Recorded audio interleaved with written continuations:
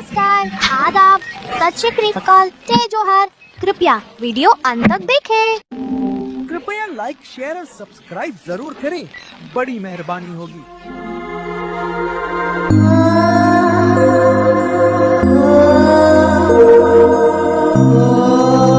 आज का हमारा डीप डाइव एक ऐसी शख्सियत पर है जिसकी कहानी मतलब किसी फिल्म से कम नहीं लगती। हमारे पास जो स्रोत है वे बस्तर के महाराजा प्रवीर चंद्र भंजदेव की कहानी बताते हैं, और इसमें जो सबसे हैरान करने वाली बात है वो ये है कि एक ब्रिटिश तालीम पाया राजा हाँ अपनी ही चुनी हुई सरकार के खिलाफ आदिवासियों के लिए क्यों खड़ा हो गया। ये डीप डाइव इसी क्यों का जवाब ढूंढेगा। बिल्कुल, और सबसे दिलचस्प बात तो इसका कॉन्ट्रास्ट है। बिल्कुल, एक तरफ वो राजसी परवरिश, महल, सारी सुख सुविधाएं, और दूसरी तरफ अपनी ही प्रजा के लिए हाँ। मतलब सब कुछ दांव पर लगा देना। ये सिर्फ एक राजा की जीवनी नहीं है, नहीं, ये पहचान, हक और एक ऐसे टकराव की कहानी है जिसकी गूंज बस्तर में आज तक सुनाई देती है। तो चलिए इसे खोलते हैं। प्रवीर चंद्र की शख्सियत को समझने के लिए ये जानना जरूरी है कि वो सिर्फ एक राजा नहीं थे। बिल्कुल नहीं थे। वो बस्तर की कुल देवी मतलब दंतेश्वरी देवी के मुख्य पुजारी भी माने जाते थे। और इसका मतलब ये था कि उनका कहा हुआ शब्द वो कानून से भी बढ़कर था, एक दैवीय आदेश। अच्छा, मतलब वो एक तरह से जीवित देवता थे उनके लिए। हाँ बिल्कुल।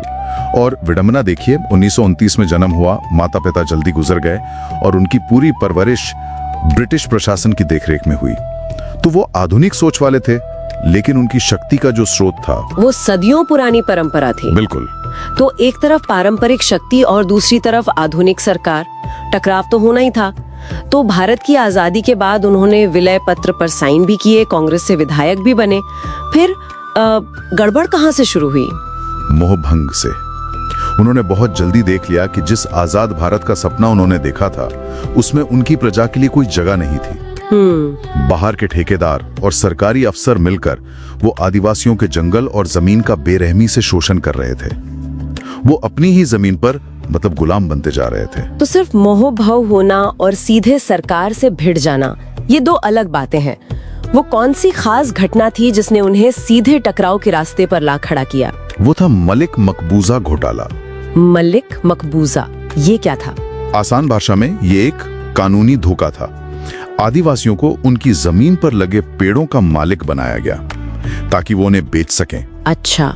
लेकिन चालाकी ये थी कि उनकी मतलब अशिक्षा का फायदा उठाकर ठेकेदार और अधिकारी मिलकर उनसे बेशकीमती लकड़ी कौड़ियों के भाव खरीद रहे थे। मतलब कानून की आड़ में एक खुली लूट चल रही थी। बिल्कुल। और महाराजा ने इसी लूट के खिलाफ आवाज उठाई।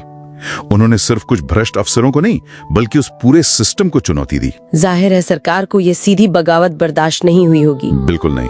1961 में एक राष्ट्रपति आदेश के जरिए उन्हें गद्दी से हटा दिया गया। ओह, तो उनकी प्रजा के लिए तो ये उनके भगवान पर हमला करने जैसा रहा होगा। हाँ, और प्रवीर वे भी हार नहीं मानी। उन्होंने अपनी पार्टी बनाई, अखिल भारतीय आदिवासी विकास परिषद, और 1962 के चुनावों में ऐसी शानदार जीत हासिल की कि सत्ताधारी दल हिल गया। उन्होंने साबित कर दिया कि असली शक्ति लोगों के दिलों में बसती है। बिल्कुल। लेकिन सत्ता को ऐसी चुनौती पसंद नहीं आई। तो इस टकराव का अंत कैसे हुआ? इसका अंत बहुत बहुत दुखद हुआ। तारीख की 25 मार्च 1966। अपने राजा पर हो रहे अत्याचारों के खिलाफ हजारों आदिवासी वो तीर कमान लेकर जगदलपुर के महल में इकट्ठा हो गए। और फिर जो हुआ उसने बस्तर का इतिहास हमेशा के लिए बदल दिया। हाँ, आधिकारिक रिपोर्ट कहती है कि पुलिस ने आत्मरक्षा में गोली चलाई, लेकिन स्रोतों के मुताबिक महल को घेर लिया गया था। 61 राउंड गोलियां चली। 61 राउंड्स? हाँ, और प्रवीर चंद्र भंजदेव को उनके ही महल की सीढ़ियों पर मार दिया गया। हे भगवान! उनके साथ 11 और लोग मारे गए। ये सिर्फ एक राजा की मौत नहीं थी, ये उनकी प्रजा के लिए एक भरोसे की, एक आस्था की मौत थी। और कई विश्लेषक मानते हैं कि इसी खालीपन को भरने के लिए फिर नक्सलवाद को जमीन मिली। हाँ, ये एक बहुत बड़ा कारण माना जाता है। ये वाकई चौंकाने वाली बात है कि उनकी मौत के बाद उनकी विरासत कैसे जिंदा रही। आज भी बस्तर के कई आदिवासी घरों में उनकी शादी की तस्वीर देवी देवताओं के साथ पूजी जाती है। वो राजा से भगवान बन गए। इसे सिर्फ अंधश्रद्धा कहना मुझे लगता है ठीक नहीं होगा। ये उस सम्मान और सुरक्षा के लिए एक तरह की कृतज्ञता है जो महाराजा ने उन्हें दी। उनकी पूजा करना अपनी सांस्कृतिक पहचान को जिंदा रखने और उस ऐतिहासिक अन्याय को याद रखने का एक तरीका है। तो इस डीप डाइव से हमने समझा कि ये कहानी सिर्फ एक राजा की नहीं, बल्कि संसाधनों की लड़ाई, अस्मिता के टकराव और एक ऐसी विरासत की है जो मौत के बाद भी जिंदा है। और ये हमें एक बहुत जरूरी सवाल पर छोड़ जाता है। स्रोत बताते हैं कि महाराजा का संघर्ष अपनी प्रजा के आत्मसम्मान के लिए था।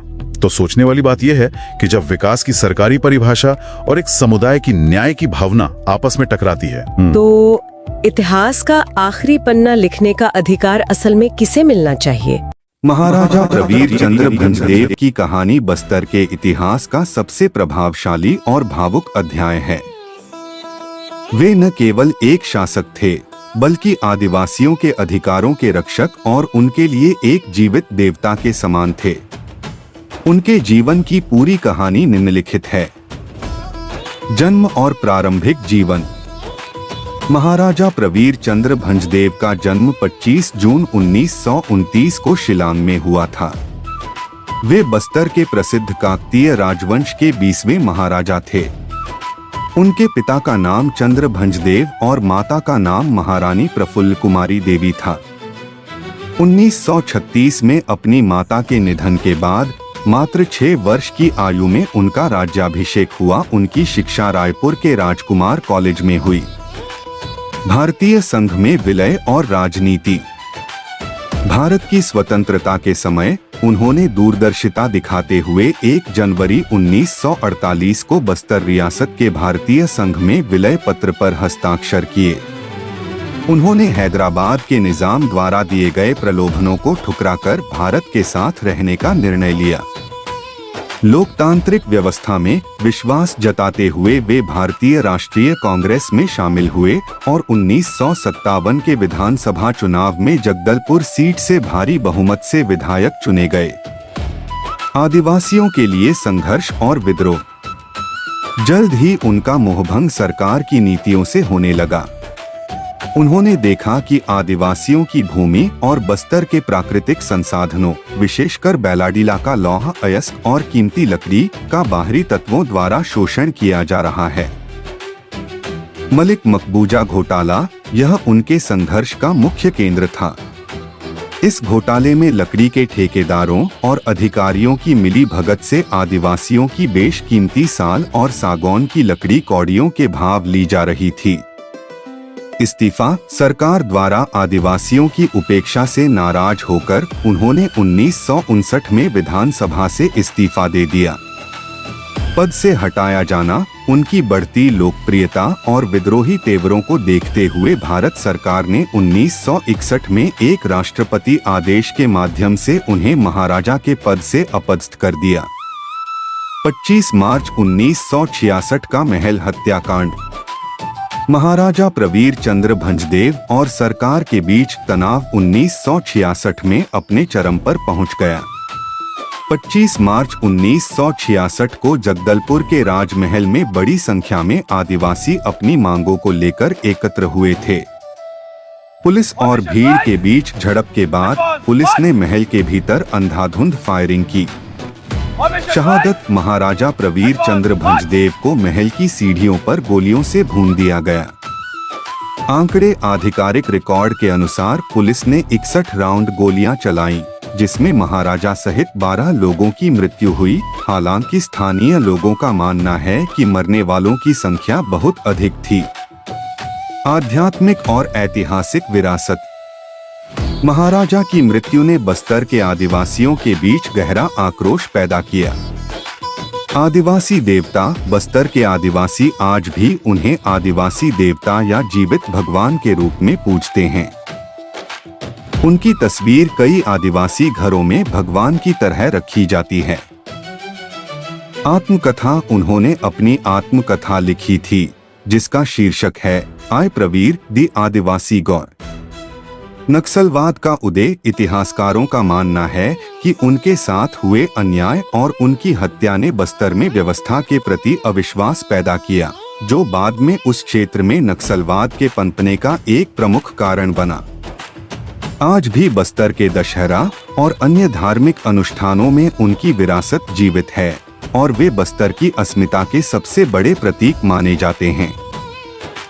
कांग्रेस का अहंकार।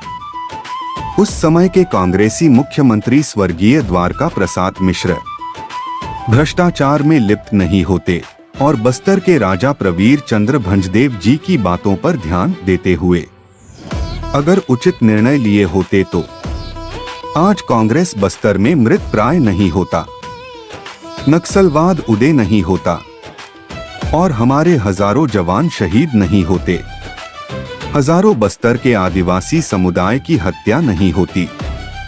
एक नेता की हठधर्मिता और अहंकार का खामियाजा बस्तर की जमीन रक्तरंजित हो गई। दोस्तों, वीडियो कैसा लगा कृपया इनबॉक्स में लिखें और हो सके लाइक सब्सक्राइब करना ना भूले। दोस्तों, इस कहानी को जन जन तक पहुंचाने के लिए शेयर जरूर करें ताकि हमारी आने वाली पीढ़ियों को बस्तर की और महाराज प्रवीर चंद्र भंजदेव की शहादत को जान सकें। तो दोस्तों, आज बस यही तक आप सभी का साथ रहा। फिर मिलते हैं इसी तरह की आदिवासी क्रांतिकारी की अमर गाथा लेकर। नमस्कार, आदाब, सत श्री अकाल, जय जोहार।